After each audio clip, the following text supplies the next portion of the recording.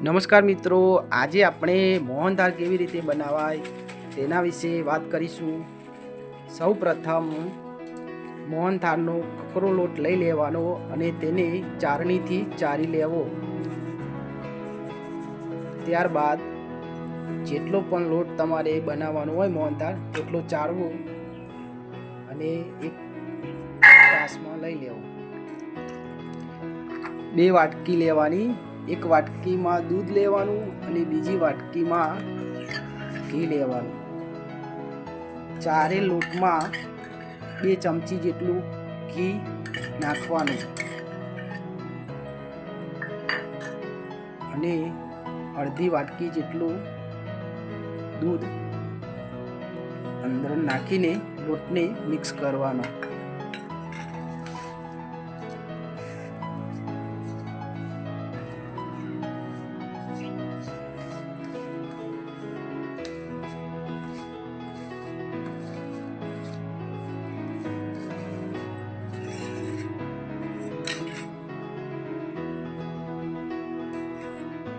જરૂર પૂરતું જ દૂધ અંદર વેડવાનું।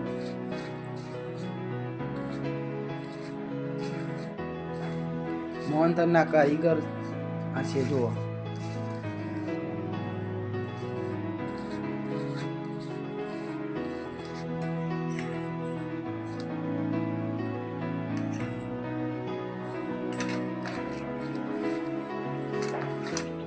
દૂધ અને ઘી લોટમાં આ રીતે મિક્સ કરી દેવાનું। ત્યારબાદ લોટને મિક્સિંગ કરી દેવાનું।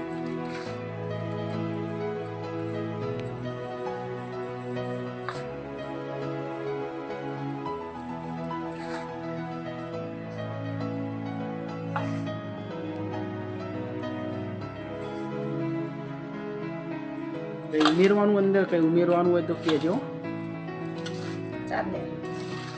ફરીથી ચાળવો પડે। આ લોટને ફરીથી ચાળવાનો થશે।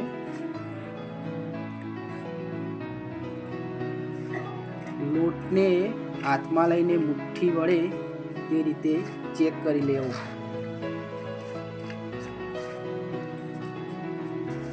હવે બીજો એક તાસ લઈ લેવાનો કે કોઈ વાસણ હોય તેમાં આ જે લોટનું મિશ્રણ કરેલું છે દૂધ અને ઘી તેને એક ચારણી લઈ ચાળી લેવું।